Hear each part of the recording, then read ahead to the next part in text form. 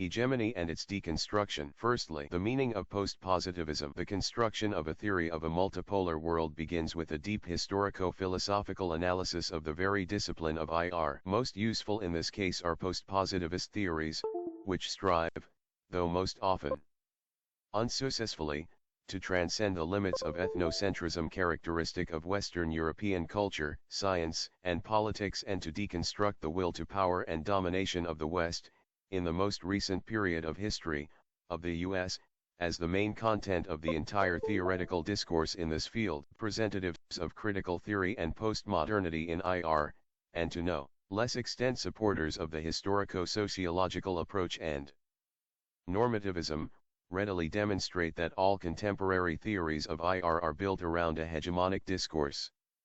This hegemonic discourse is a characteristic feature of Western European civilization, with its roots in the Greco-Roman idea of the structure of the ecumene, with a core of civilization and culture and peripheral zones of barbarism and savagery.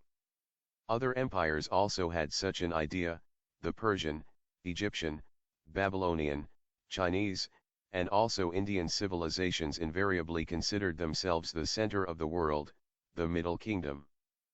On a narrower level, we encounter a similar ethnocentric approach among practically all archaic tribes and collectives, which operate with a map of cultural geography in the center of which is the tribe itself, people, while around it, according to distance, is the external world, gradually dehumanizing, right up to the other world, spirits, monsters, and other mythical entities.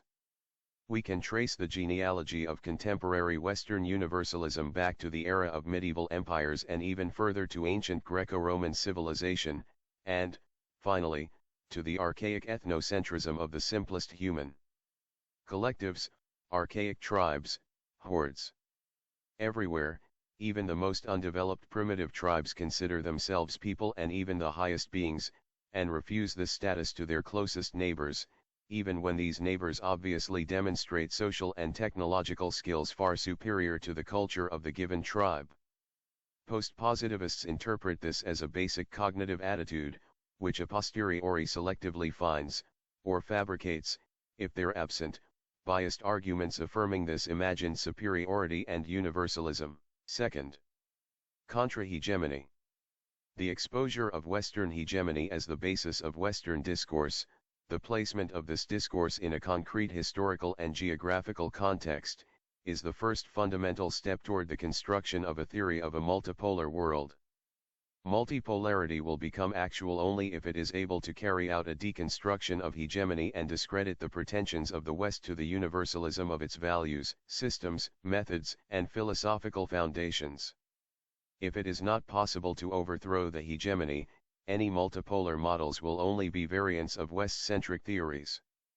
Those who, belonging to Western intellectual culture, strive to transcend the limits of hegemony and create a contra-hegemonic discourse, Cox, for instance, remain faithfully within this hegemony, since they build their critique on such postulates as democracy, freedom, equality, justice, human rights, etc., which, in turn, are a set of West-centric concepts of the world. Ethnocentrism is contained in their very foundations. They mark out the true path, but are themselves unable to follow it to the end. They understand the artificiality and falsity of the pretensions of their civilization to universality, but cannot find access to alternative civilizational structures. Thus, contra-hegemonic theory must be built outside the Western semantic field, in an intermediate area, between the core of the world system, in Wallerstein's terminology, and the periphery, where according to cultural circumstances a correct understanding of Western hegemony is so unlikely that it can be disregarded. The second world, in turn, precisely because of its engagement in a constant and intense dialogue with the West, can, on one hand, recognize the nature and structure of hegemony and, on the other, has in its sources alternative systems of cultural values and basic civilizational criteria, on which it can rely on rejecting this hegemony. In other words, contra-hegemony in the intellectual space of the West itself must always remain abstract, while in the area of the Second World it can become concrete. Third, deconstructing the will to power. The first stage requires fixing attention on the will to power of the West as a civilization. Today the West pretends to the universality and absoluteness of its value system and presents itself as something global. On the basis of that system it strives to reorganize the entire world, spreading throughout it the procedures, criteria, norms, and codes that were worked out by the West in the last 100 years.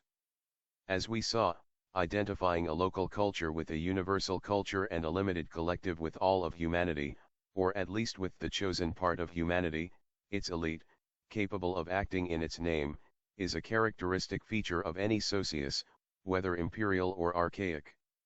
Thus, the very claim of Western civilization to universality is nothing unique. Ethnocentrism, dividing the world into a we group, as a rule, we are good, normative, models, and a they group, as a rule, they are bad, hostile, threatening, is a social constant, and at the same time the evident arbitrariness and relativity of such an attitude is rarely ever reflected on and is insufficiently reflected on by even the most developed and complex societies, demonstrating in other questions flexibility of judgment and skills of apperception. The will to power moves societies, but industriously avoids directly glancing at itself. It strives to conceal itself behind appearances or a complex system of argumentation. We must begin the construction of a TMW by acknowledging the West as the core of hegemony and setting this down as a clear and unequivocal axiom. As soon as we try to do this, we are at once met with the intensive objections of Western intellectuals. This reproach, they will say, is correct with respect to the European past. But at present Western culture itself rejected colonial practices and Eurocentric theories and adopted the norms of democracy and multiculturalism. In order to respond to this, one can momentarily take a Marxist stance and demonstrate that the West in the bourgeois era identified its fate with capital and become the area of its geographical fixation. But the point of capital consists in domination over the proletariat, so under the mask of democracy and equality under the conditions of capitalism there are concealed that same will to power and practices of exploitation and violence. That is how representatives of critical theory respond, and they are absolutely right. But in order not to be attached to Marxism, with its additional burdensome dogmas, many of which are far from evident and unacceptable, it is necessary to expand the theoretical base of the unmasking of hegemony and to transfer it from a socio-economic to a more general, civilizational cultural context. Fourth, in this section the Eurasian critique of Eurocentrism and Western universalism. Russian Slavophiles undertook a detailed criticism of the hegemonic pretensions of Western civilization, which was continued in the 20th century by Eurasianists.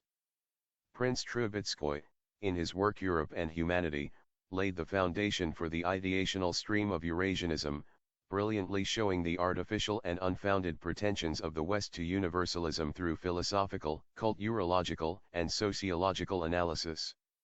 In particular, he pointed to the glaring inadequacy of similar methods, like the reduction of the content of the fundamental tome The Pure Theory of Law by the jurist Hans Kelsen almost exclusively to the history of Roman law and European jurisprudence, as though other legal systems, Persian, Chinese, Hindu, etc., simply did not exist.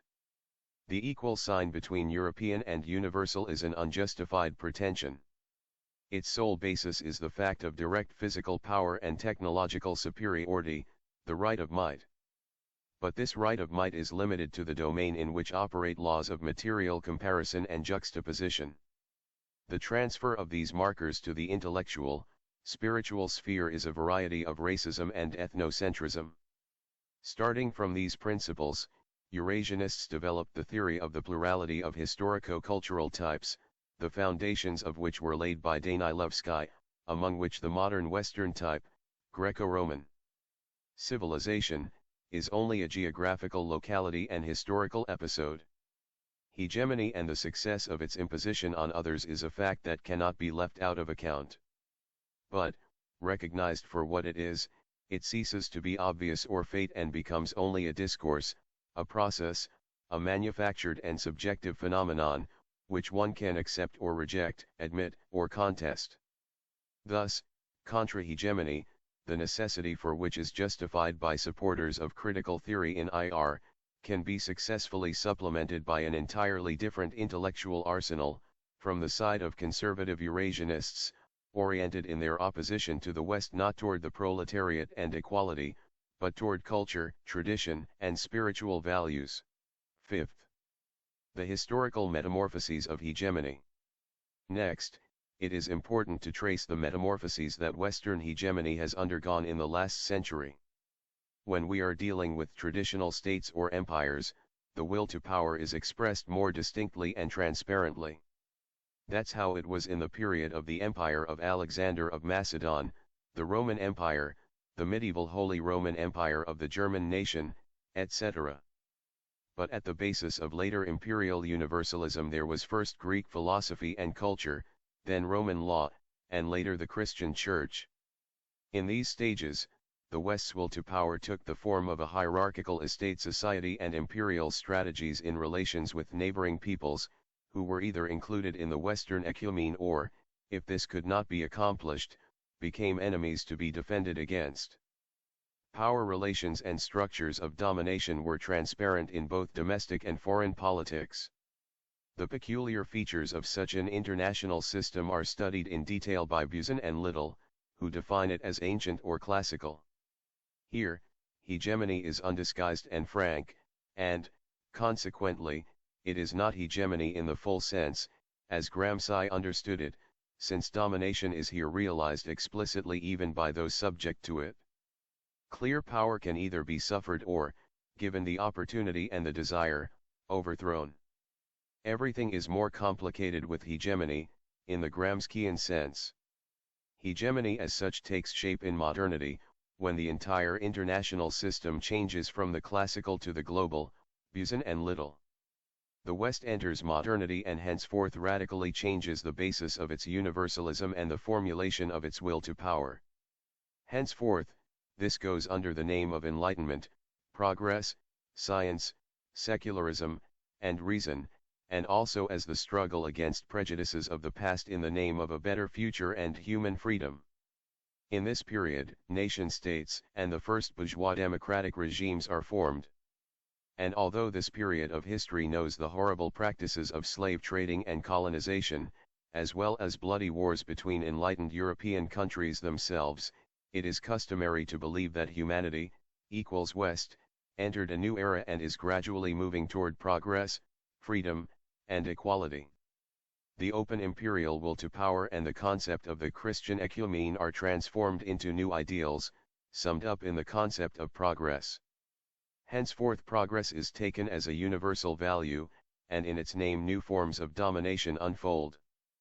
Postmodernists in IR show this wonderfully, interpreting the technological ascent of Western civilization in modernity as a new expression of the will to power, changing, however, its structure. Now, hierarchical relations are established not between Christians and barbarians, but between progressive and backward societies and peoples, between contemporary society and traditional society. The level of technological development becomes the criterion for assigning roles in the hierarchy. Developed countries become masters, undeveloped countries, slaves. In the first stage of modernity this new structure of inequality is expressed crudely in the practice of colonialization. Later it is preserved in more subtle forms. In any case, the global system of IR, reflecting the basic attitudes of modernity, is a purely hegemonic order, where the West is the hegemon, pretending to full control, both strategic and cognitive. It is at once the dictatorship of Western technique and Western mentality. Accordingly, the social markers of Western society in modernity and its values are regarded as obligatory for all other peoples and cultures. And whatever differs from this system is looked at with suspicion, as something underdeveloped, under-Western. Essentially, this is the transfer of the theory of the subhuman from a biological, as in German racists who were, incidentally, products of European modernity, as Arendt shows, to a cultural level. Sixth, the rejection of neoliberalism and globalism. In the sphere of IR theories, realism and liberalism are striking expressions of conceptual hegemony. They build all their concepts on the basis of the implied universalism of the West and its values, and also interests, and, accordingly, secure and actively support the hegemonic order. On another level, the unipolar model and multilateral approach, and even global nonpolarity, are also variant formulations of hegemony, both direct and open, unipolarity and the soft version, multilateralism, and implicit and subtle, since globalization, the transnationalism of neoliberals, and constructivist projects are also forms of the expansion of the Western code to the entire planet. Thus, the elaboration of a theory of a multipolar world must pass through the rejection of the very foundations of Western hegemony, and, accordingly, the IR theories built thereupon. 7th. The critique of Marxism, Eurocentrism. Things are more complex with the Marxist theory of IR. On one hand, it harshly criticizes hegemony itself, interpreting it as a form of domination intrinsic to capitalism. In this, it is most relevant and productive. But on the other hand, it starts from the same universal and Eurocentric ideas of modernity, like progress, development, democracy, equality, etc., which inserts it into the general context of a precisely Western discourse. Even if Marxists are in solidarity with the independence movements of Third World peoples and of non-Western countries on the whole against Western dominance, they foresee for these countries a universal development scenario that repeats the path of Western societies and do not permit thoughts about the very possibility of some other logic of history. Marxists support non-Western peoples in their anti-colonial struggles, in order for them to more quickly pass independently through all stages of the Western path of development and build a society essentially like Western societies. All societies must pass through the phase of capitalism, their classes must become fully internationalized, and only then will the conditions for a world revolution be ripe. These aspects of Marxism in IR contradict the theory of a multipolar world in the following ways. They are based on the same Western universalism. They acknowledge a unidirectional vector of history for all societies. They indirectly justify capitalism and the bourgeois order, considering it a necessary phase of social development, without the coming of which neither revolution nor world communism are possible. In this case, Marxism is the opposite side of Western hegemony, which, while critiquing its more odious and false aspects and discovering its class essence, at the same time does not call into question the historical justifiedness and even inexorableness of this order of things. Marxists and supporters of the world systems theory think that Western hegemony is loathsome but inevitable, and that to fight against it directly is pointless, since this only defers its inevitable victory on a global scale and, accordingly, postpones the moment of world revolution. Thus, the Marxist school in IR should be looked at not as the antithesis of hegemony, but as its paradoxical invariant, methodological and conceptual value. Finally, in this section, the critique of universalism in the post-positivist IR theories. Closest of all to a theory of a multipolar world are post-positivist theories, which criticize modernity as such and sometimes rise to a direct and general anti-Western attack on hegemony and the will to power that is its main component. Among such theories, the most interesting are those that in the course of deconstructing Western hegemony clearly place the West in spatio-geographic borders and, correspondingly, trace the evolution of Western domination both temporally and spatially. At the same time, they carry out an epistemological analysis of intellectual concepts and schemas that at each historical stage formulated the Western will to power and justified its hegemony. Such works show that the West is a civilization among other civilizations, and as such its pretensions to universalism reduce to the level of concrete historical and geographic borders.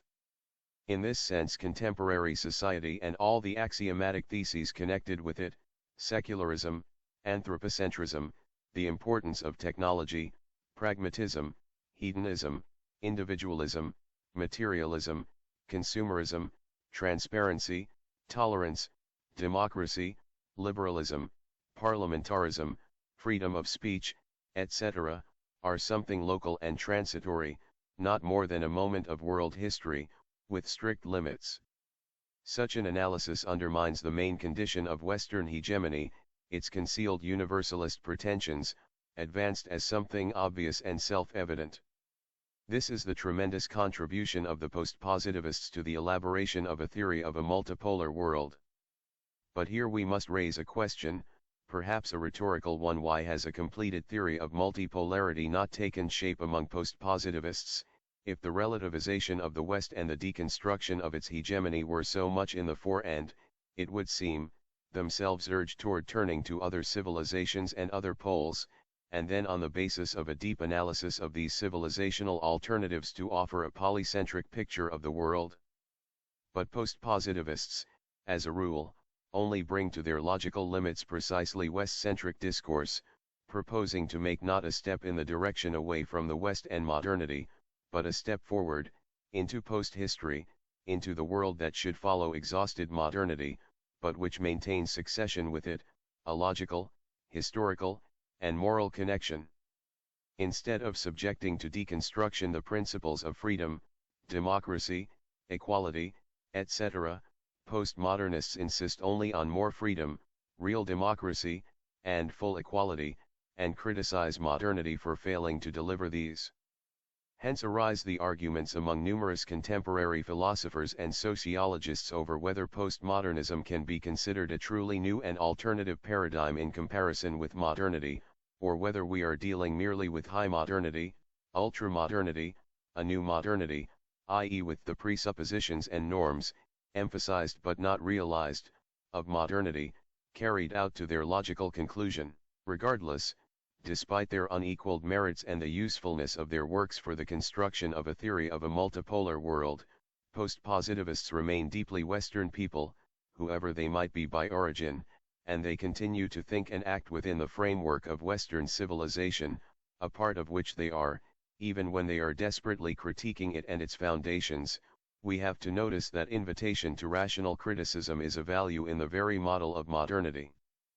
Postmodernists clear the path for the construction of a theory of a multipolar world, since thanks to their works the hegemony of the West becomes an obvious, transparent, and comprehensively described phenomenon, and the pretensions of Western values to universalism are explained through appeal to precisely this hegemony and are its practical consequences. This means that it is exposed and ceases to be as effective as when its presence is neither recognized nor noticed. Western values and attitudes are locally and historically limited, not global and invariant. Accordingly, the world order built on their basis is the expression of hegemonic domination and the product of the expansion of one center in mental and ideational spheres, not fate, not progress, not an objective law of development and preordained destiny. Having asserted and shown this, we find ourselves face to face with hegemony. It no longer penetrates us gradually, saturating us and seizing control over our will and consciousness. It is objectified as an external, foreign power, separate from us and trying to impose itself on us through suggestion and the application of its absolute power. Looking at hegemony even once eye to eye, we will never be the same.